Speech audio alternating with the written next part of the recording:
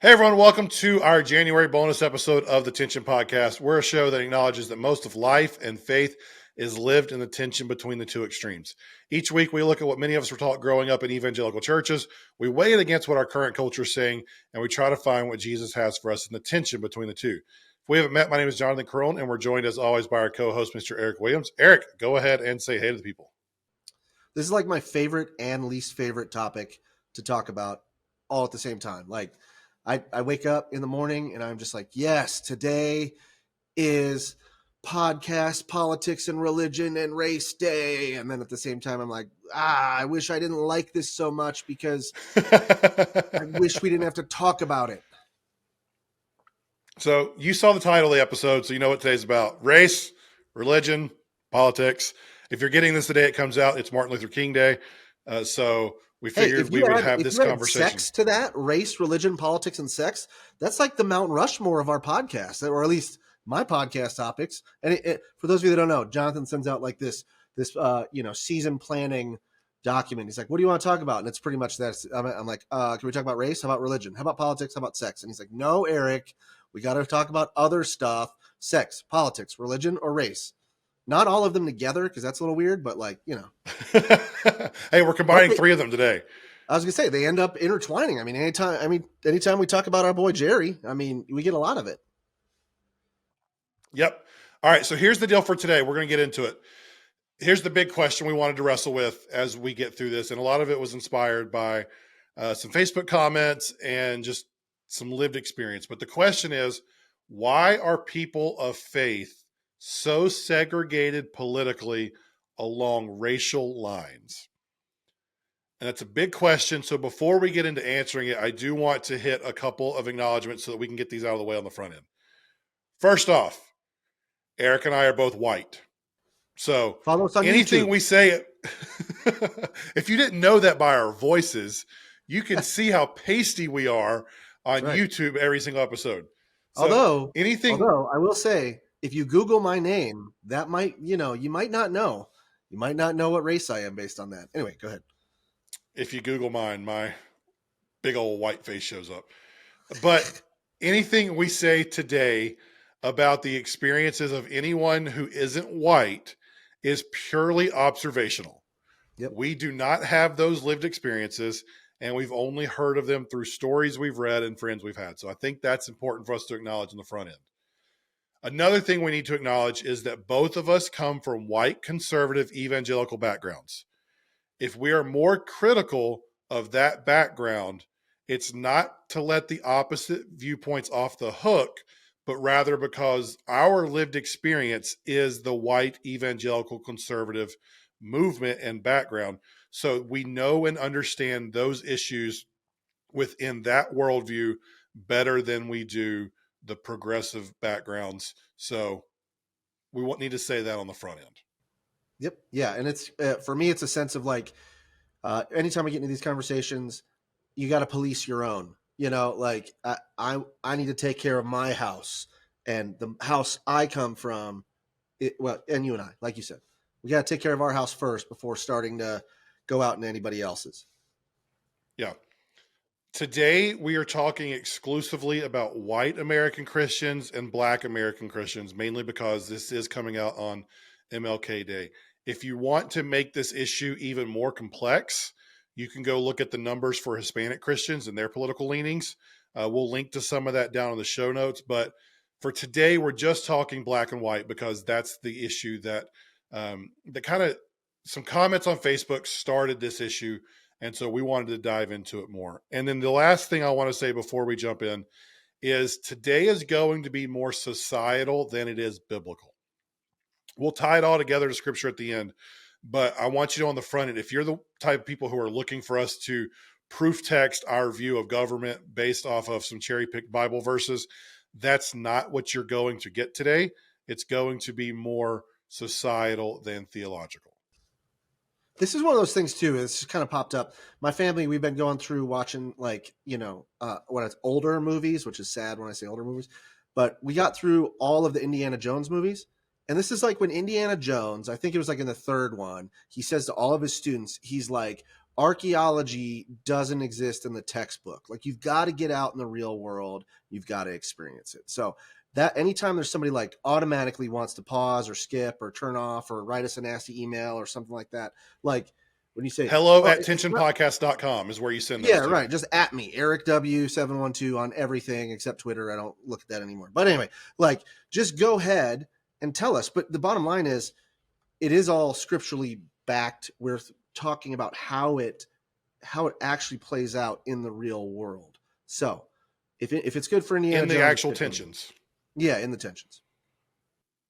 Okay, and then the last thing before we get into this, I do need to give some credit because I don't like talking about things without crediting sources.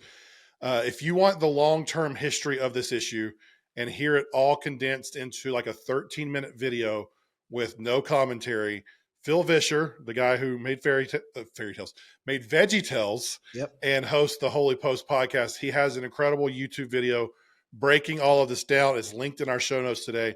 We're going to reference some things that he said in that video later. So if I don't credit him in the moment, know that the quotes that we say are coming from Phil Vischer because he deserves the credit for those based off of the work that he's already done. All right. 5-6 minutes in, we've got those things out of the way. Let's get into the meat of what we're talking about today. And here's the big idea I want to start with, Eric. Yeah. I believe the politics of followers of Jesus in America are broken down largely on racial lines. Oh, okay. For All many right. of us who grew up in the white evangelical church, we were taught, sometimes this was explicitly, sometimes this was just hinted at, that Christians vote Republican and you can't follow Jesus and be a Democrat. Those are things that we've talked about on the show before, but those are things that both of us have heard in our church experiences growing up. The problem with that, though, is Black Christians, by and large, vote Democrat. So one of the things I keep referencing Facebook, but it's because where these comments keep coming up where people will say that it's obvious that one party is more in line with Jesus than the other. What you're saying when you say that is Black Christians are not as Christian as white Republican Christians. And I have a problem saying that, or even implying that, or believing that. And as longtime fans of the show, or not fans, hate listeners too, listeners of the show, you know that Jonathan is usually a little more reserved than I am. What I will add to this is I think a lot of people don't want to admit what they're saying when they're saying this, but they're saying, I'm a racist.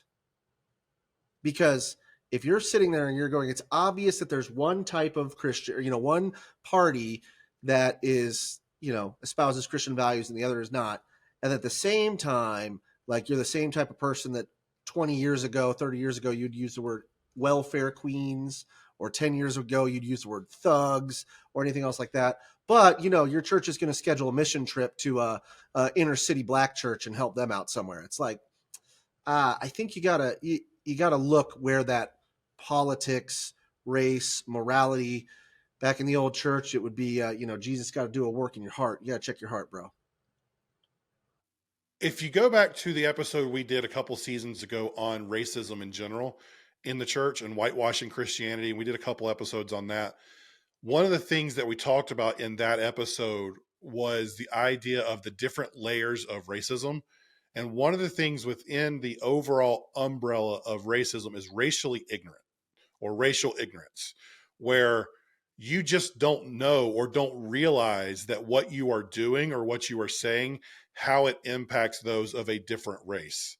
And so I think there's a lot of that going on here because we were taught one thing and our lived experience shows one thing, that we don't realize the racial implications of what we're saying when we say it's obvious that one party is more Christian than the other.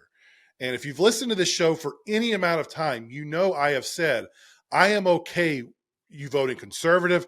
I am okay with you voting progressive, that followers of Jesus can read the same Bible and come to a different conclusion on how to apply our faith to government. We can disagree on that. That's kind of a thesis statement for me in terms of the way I look at all of this. So I don't think there's one way to do it. But for those of you who like numbers, Let me throw this out to you. This comes from Pew Research. It's a quote. Black adults from all religious backgrounds are strongly Democratic. Among not only Protestants and Catholics, but also religiously unaffiliated Black Americans, 8 in 10 or more identify with or lean toward the Democratic Party, end quote. So the numbers that go with that are that Black adults in general are 84% Democrat, 10% Republican, and 6% other or unaffiliated. Black Protestants are 86% Democrat. Black Protestants who attend a Black church are 90% Democrat. Black Protestants who attend a predominantly white church are 74% Democrat.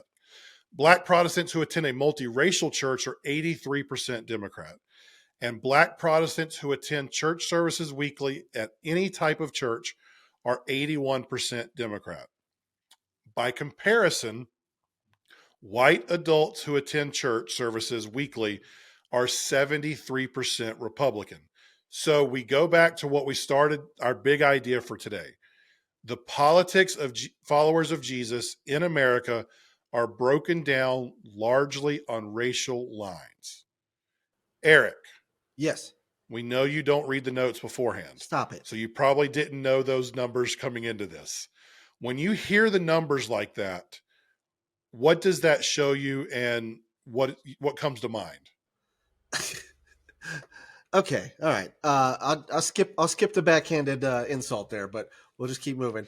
Is it an insult if it's true? Yeah, observation, insult, who knows?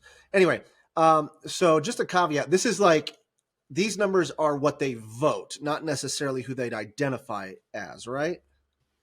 Yes. Not that it makes a huge amount of difference, because, like, I mean, I will admit, I have voted for a Democratic president, even though I No. still... Hey, let me back up. This is it says they identify with or lean toward. So this is actually identify with. Oh, okay, all right. So they would call themselves not even what they vote. Okay, because that's different too. Because, like, even though, like, it's really really hard for me to continue to say this, but I still consider myself a Republican. I would identify as a Republican. I have voted for Democrats before, especially against nationalist, populist, idiot potential president runner incumbents like Trump. So anyway, let's react to the number. The number that I would say is, like, if you look at it, you're looking at the closer you are to attending a church that identifies as Black, the closer you are to identifying as Democrat.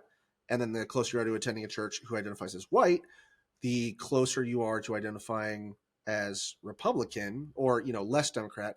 And that's even like that multiracial stat is great in there, because you got 90% if it's you attend the same type of church as your predominant race or background, 83 if it's mixed, and 74 if you're kind of in the minority. And so there is a, like, man, that's hard to argue against. And I know where the arguments come from, because there are people that'll, like, point to a couple. I mean, I don't know, like, I'm trying to think, who was the neurosurgeon that ran a couple times ago? What was his name? Huh? Ben Carson. Yeah, Ben Carson. And then they, like, point to, like, a Ben Carson, and there's this, like, tokenism where it's like, see, there's a Black Republican, and you're like, come on. Or one of my favorite jokes from SNL. There are some people, just like there are some white Christians who identify as Democrat or progressive. There are some Black Christians who identify as Republican or conservative, and so, like, we're talking majorities today. Yeah, and not that's necessarily the thing, trying to find the outlier. I'm not saying there's a monolith, like everyone, you know, just because you're white, this means, or just because you're Black, this means. That's not what I'm trying to say. But I will say one of my favorite jokes from Weekend Update on SNL was, at some point, Michael Che talked about Tim Scott, you know, who is another potential candidate for Republicans. He's Black, from, I think, South Carolina. And he said that's Tim Scott, as in Tim Scott, no chance at this one. Tim Scott, no chance at being president. It's like, yeah, it's true, because, like, this isn't who we normally associate based on your race. And now we're seeing that if you, like, if you were to control for their religious affiliation, it does definitely break down between racial lines. And I'm not comfortable saying 80% of black churchgoers are somehow less Christian than 73% of white churchgoers. I don't know about you, but that's something that doesn't make me comfortable. So when people say that one party is more closely aligned with the Bible, I cannot I bet I agree could with tell that. So you, bet I could tell you what category of people would be comfortable saying that. They would be in the 73% somewhere. Maybe not the whole they would. 73%, but there that that would be a circle within the circle of the Venn diagram. Here's what I find so interesting though. Black Christians and white evangelical Christians by and large agree on most things socially and theologically. If you look at whether or not black Christians view abortion as a sin, the amount of yes there is going to be very similar to white evangelicals. They just disagree in terms of should it be legal. If you look at black Christians and their view towards the LGBTQ community, and are they quote unquote affirming of that from a scripture perspective, they're going to be in line with the white conservative evangelical that says that no, that is not, they are not affirming in general. So those Or at least generalizations are I usually, would say maybe a caveat is the percentages are the same. Like, if you control yes, for yes, race when it comes to voting, like you can see a distinct split. But when you control for race when it comes to moral issues, the percentages are yes. going to find themselves about the same. And especially coming off of an entire season where we talked about a culture war, like culturally, there are some very strong similarities between the two groups based off of religious convictions.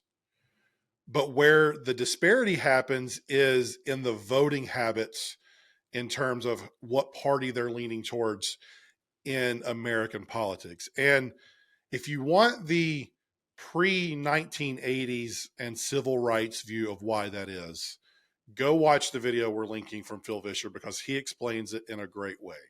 And there's an entire episode around civil rights and the aspects of that that we could do at some point if you want. So let us know if you want us to dive in there. But we want to go a more broad, big picture view today instead of in the weeds of the civil rights movement. And so, So before you jump into the quote, because I know that's coming next, because I do read the notes when we're here. Uh, I will say this, like, think about the concept this way: is you could get a group of Christians from different race churches into the same church, and they will yes and amen together the words from the pulpit, but as soon as they go into the voting booth, they are not going to yes and amen each other, right? That's the key.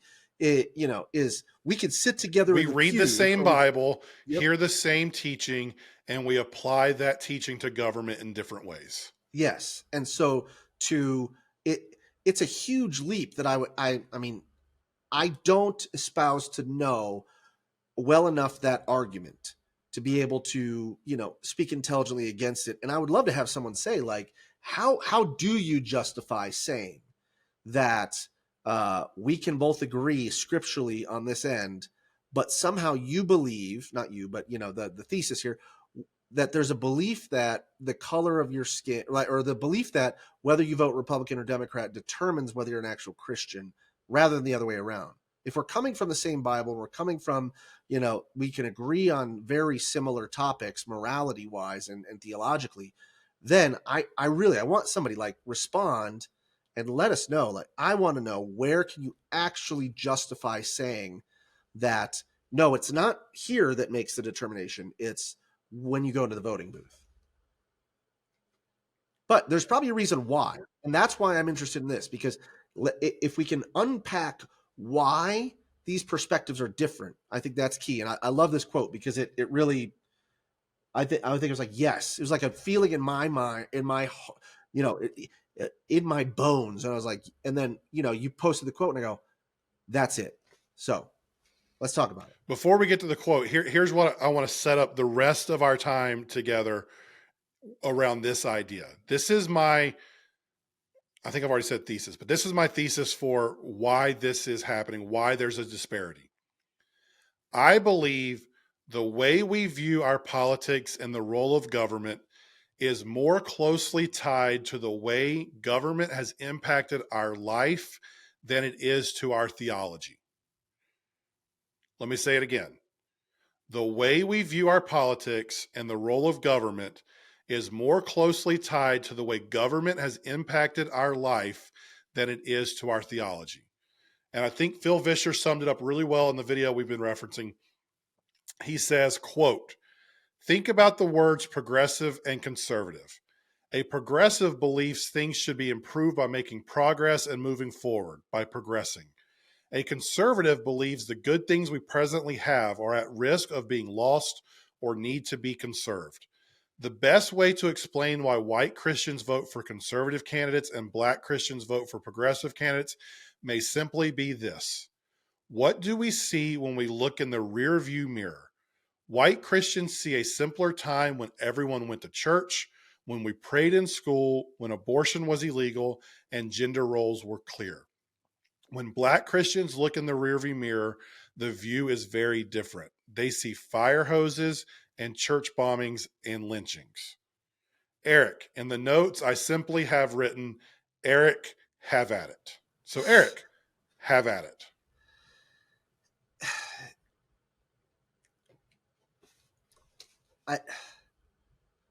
It just kind of makes me sad. I mean, it really does make me sad that, and I think we've talked about it before, because, you have the well-meaning, like right now I'm thinking about like well-meaning relatives or people that I know. Generally they're older, they're boomers or older, but it's like, whether it's the Jason Aldean tried this in a small town or, something else where it's like, you don't understand that the perspective you're coming from is not the only perspective that exists. And so, we had this conversation when the small town thing came up, and it's like, when you say I'm proud of my small town or I'm proud of the South as a white, it's like, that means something.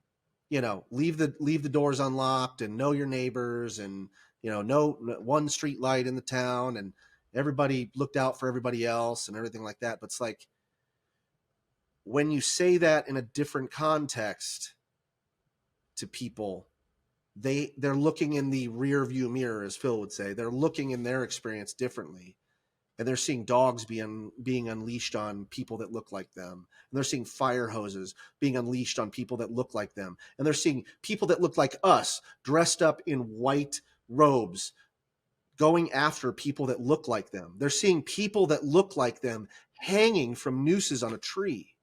And it's like, are we saying that everyone who's from a small town or everyone who's white or everyone who's conservative is like that? No. But there's definitely a sense of an experience that shades the way that you view it. And let me put it this way for some of our listeners. I know, Jonathan's not you. You're pretty outspoken about saying that you've abstained from alcohol, never drink alcohol, anything else like that. But let me talk to some of you that have. Okay, think back to college or high school for some of you. You know that there's foods that you can't eat because of an experience that you had with a certain drink. You know that there's drinks that you can't even smell because of it. And it's fine for everybody else. Now, should I equate those two to the race situation? No. But hopefully that's enough of a mental picture to go, oh yeah, I have a different perspective on chocolate chip cookies than you may, because there was one night where those things came out the wrong way, and I cannot, like, it just tastes different now. And so I have a different perspective, a different view, and a different experience that's going to shade the way that I approach that same topic moving forward. The way we view our politics and the role of government is more closely tied to the way government has impacted our life than it is to our theology. Here's another quote from Vischer. When white Christians look at the Supreme Court, they see the reason abortion is legal and school prayer isn't. When black Christians look at the Supreme Court, they see the reason they can vote and pursue housing and employment without blatant discrimination. That difference in perspective has a huge impact on whether you see the federal government as part of the problem or part of the solution. As a white guy in the South, I can see how government has done things that either has hurt our way of life. I mean, you look at, I can point to NAFTA and in the 90s, North America Fair Trade Agreement. And I look at all of the factories around here, and there's, for those of you that don't know, one of the American furniture capitals is about 30 minutes from where I live. All the furniture factories were there. They had the big High Point furniture. People would come from all around the world to come to their expos and things like that. Those are gone. Like I know of cities in Southern Virginia who, like, they are desolate now because the factories have now moved to other countries and are no longer in those towns. So when I see that, I see the role of government took those jobs away. When a Black American looks back, they see different things in different ways oftentimes than my lived experience. And those lived experiences impact the way we view the role of government. So, one of the things that I want to point out, just as a tangible example of this, the phrase "make America great again." Think about that in this context. If you can agree with us that the way you view government is largely impacted by the way government has impacted you, or influenced by the way government has impacted you, and you hear the phrase "make America great again." Again, this has nothing to do with conservative political ideology. I'm not talking about that. I'm talking about the messaging here. The again points back to a time that was not as good for Black Americans. So when we're talking about going back to that, why would Black Christians disagree with making America like it was when their churches were getting bombed? Why would they not want to make America like that again? Is it a theological issue of they believe that these policies are theologically wrong? Probably not, but they have a lived experience of a practical nature that says, "Hey, that time was not good for me. I don't want to go back for that. I'm going to vote against going back to that." And when you see all of this under that framework, it makes you realize that yes, we might agree on the theological implications of abortion. We may agree on the traditional Christian sexual ethics. We may agree on these culture war issues. But if we see government as, if the white American lived experience is government is bad or brings negative things, we're going to fight against government regulation. If the Black lived experience is, hey, the government allowed me to have these rights, the government allowed me to be treated equally, then we're going to lean towards the party that is in favor of those type of regulations. It's not a theological issue. It's an issue on how government has affected their lives. Mm-hmm. So I think there's a bit of that chasing after comfort, right? You know, it's chasing after comfort and what you value when you're looking at those things. And in fact, I saw something else from Pew that shows a little bit of the opposite, where you could see this religion and politics mix as well. It says here, between 2016 and 2020, white Americans with warm views towards Trump were far more likely than those with less favorable views to the former president to begin identifying as born-again evangelical Protestants for the first time. So meaning that a lot of what we've thought too is like, you know, there's this sense that the two can exist together, that if I have an evangelical and a Trump supporter, those lines are blurring where you can't separate the two. And you see that a 16% increase in people who started identifying. Now, I'm sure that the church culture would be like, oh, yeah, he's bringing so many people to Christ. I wouldn't say that that's true. I think what's happening is he's flying the flag of, hey, everybody, I represent your comfort and the type of world you want to be in. I'm also carrying the flag of the evangelicals, not necessarily because those are one and the same. And so you have people that go, I identify with that. I want to go back to how things used to be, make America great again, when my skin color felt safer. And so therefore, I'm going to identify as the same type of tribe that the Republicans identify in. And this is a book that I've been reading over the last month. It's called Humankind: A Hopeful History. It's by I think he's Belgian, a Belgian guy named Rutger Bregman. I think I'm getting that right. Basically, this is a fantastic book, and I think we're going to link it in the show notes. But I think you need to read it because it addresses the issue of like whether humans are good or bad. And it goes through all of like the Stanford prison experiment to all the different things that point to like, yes, left to their own devices, human beings are evil and all these other kinds of things. But here are some of the findings that he's had, right? We're kind and a loving species, but just to the ones who we think are like us. If not, we become the most cruel. He says empathy and xenophobia go hand in hand. They're two sides of the same coin. So humans, according to his research, are naturally good. We're naturally empathetic.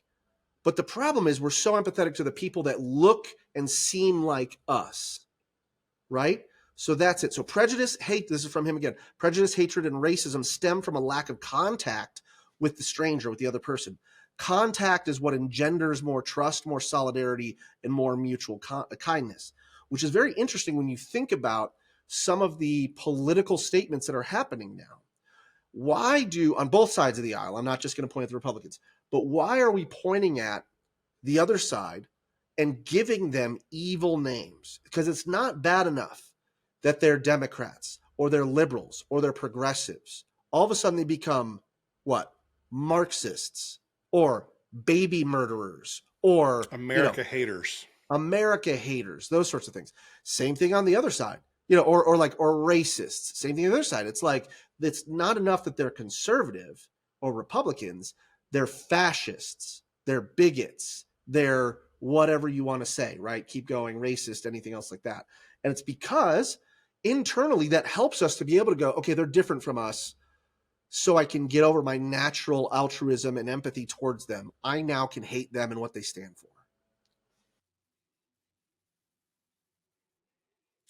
And what I cannot stand, and what has been my biggest issue over the last, at this point, 8 years, is how inside the church, especially the white evangelical church, we have taken that political vitriol and applied it to people who had different politics than we do and made it an indictment on their Christianity and their faith in Jesus.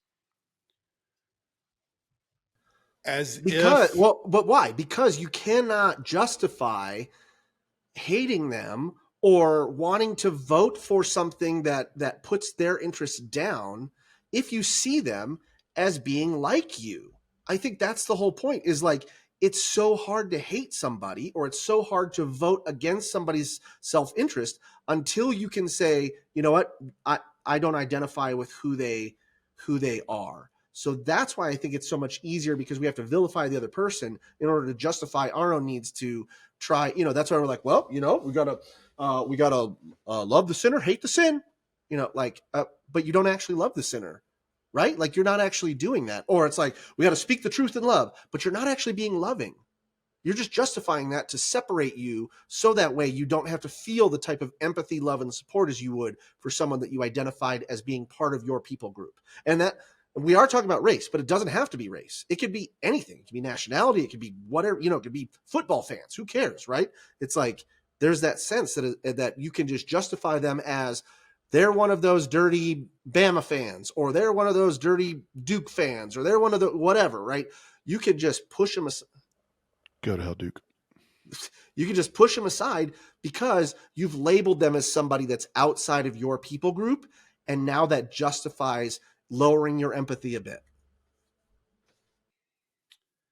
And I look back at the disciples themselves. Matthew, the tax collector, worked for the government, profited from the government, probably believed in the government. Simon, a zealot, wanted to overthrow the Romans, hated the Roman government, wanted to do everything possible to end the Roman government. But those two people who were on diametrically opposed ends of the political spectrum came together to follow Jesus and to be connected and united by him despite their political differences. And here's the thing, we have like 3 years of ministry time in the Bible of Jesus, where we hear all about these things that Jesus did and these adventures that the disciples went on and all this stuff. What we don't hear about is the debates they had sitting around a fire on a beach eating fish. I am sure that Matthew and Simon had these discussions and these debates about the role of government, and they had Jesus right there in the middle of them. And what didn't make it into the books was what Jesus said about the role of the government, other than give to Caesar what is Caesar's. We can make inferences, we can make assumptions, and we can proof text different things if we want to, but it never made it into the books if he thought Matthew or Simon was more right than the other. Yet these guys were together all the time. They had, I only know how many conversations about this stuff. I mean, we know who was faster And in a foot race. Let's just say that. We know that, yeah, John we know was who faster. Jesus loved more. We know who got there first. We know all these other petty things about what happened, but we don't know what Jesus sided with in those debates, which makes me think, because what we do know is Jesus prayed for the unity of his church more than anything else that he talked about. If that's what he focused on, then why are we letting this idea that we have governmental differences divide us as a church and split us up, saying that the other side is not as Christian because they don't have my political preferences? And I'll be explicit here.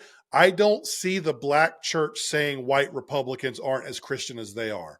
I only see white Republicans saying that black Democratic Christians are not as Christian. Yep.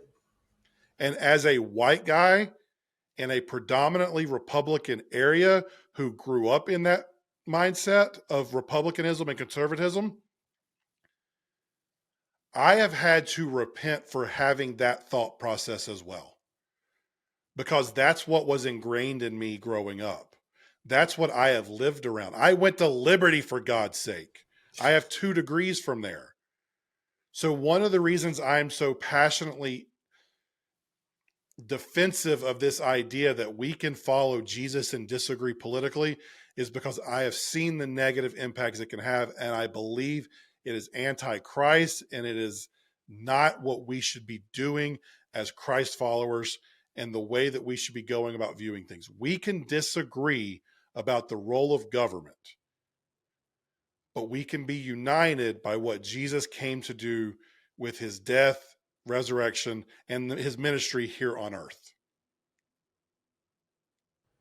And I think in agreement with all of that, maybe there's a test for some of us, because I know, I love your candor and vulnerability to say that this is where you were and this is where you're at now. And I think that for some that may not quite be there yet, having that openness to ask the question of like, why do I believe that that's what I believe? Why am I saying these sorts of things? Is it because there's a comfort level that I'm trying to protect? Is it because I'm not open to the fact that I can say, I'm not leaving room to think that God could love Simon and Matthew Equally. same, right? Like, am I open to believe that God could love the Pharisees persecuting Jesus and the thief on the cross next to Jesus the same?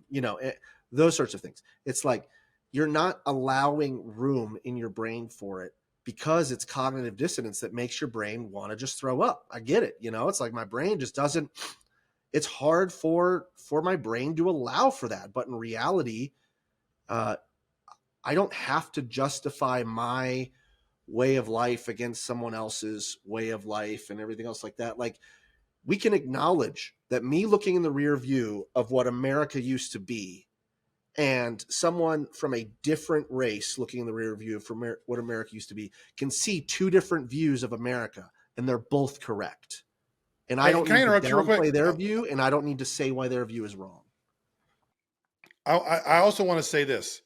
For those of us under the age of like 60, we can look in that rearview mirror and see all the things that happened and know it's not our fault that it happened. You should not feel guilty for what people in the past went through if you were not there. But you do have a responsibility for making sure it doesn't continue happening. So this is not to project some type of white guilt onto conservatives who have a different rearview mirror experience. This is just to get the idea out there that others have a different rearview experience than you. And that's okay. That doesn't make your rearview mirror experience wrong. It doesn't invalidate what you've experienced. It's different. And we Yep. have to acknowledge, And if we both are can get to the true. point where we acknowledge that these different rear view experiences are true and happened and influence the way we look at our future, then we can at least go about the future together, maybe not agreeing on how we solve the issues, but understanding that there are good people on both sides, that there are Christ followers who may vote Democrat.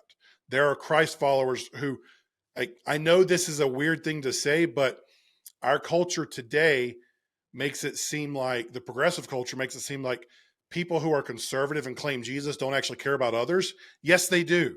There are plenty of Christian conservatives out there who love minorities, who love people who are different than them, who want what's best for them. They just have a different approach to getting there. And I think that's okay. We're going to have disagreements. But for the love of all that is holy, can we stop degrading people who have a different solution as if they are somehow more evil? They may prove themselves to be more evil based on things they say and things they do, but just because they are Republican or just because they are Democrat does not inherently make them wrong or Mm-hmm. make them less Christian. Yep. Totally agree. Now that I'm calmed down for a second, here's where I want to end today on a just pragmatic idea. People who are following Jesus can read the same Bible and disagree how to apply it to government. This year is going to be messy. It's going to get ugly. There's going to be a lot of stuff that happens and a lot of things that's said as we go through this election process. It's going to divide us as Americans. It's going to try to separate us into camps as people who are voting this November. Please do not let it also divide us as Christ followers. We can disagree politically and still follow Jesus together if we put our focus on Jesus, if we allow him to unite us. We can do that and vote for different candidates for president, for governor, for House of Representatives, and for Senate. We can disagree politically and still follow Jesus together. Please do not let anyone tell you otherwise. That's it for today. Next month, we're going to be back with another episode for you. In the meantime, if you have any ideas for future episodes, if you want to hear us talk about something, on Spotify, there is a question that says, what did you think about this episode if you listen on Spotify? Answer that. Tell us what you thought. Tell us what you want us to talk about in the future. We'd love to get more answers there. If you listen on Apple Podcasts, we would love to get some new reviews on there. So rate us and review us there. If you want to get in touch with us or you have any questions, you can reach out on social. Eric is at EricW712 on most of the major platforms. I am at Jonathan_Carone on them as well. You can email any of your thoughts or questions to hello@tensionpodcast.com. Share this episode with a friend. Share this episode with a friend if you found it interesting or you think it would help them. But like we say at the end of every episode, thank you so much for making us a part of your day. We'll talk to you again next month. Have a great week.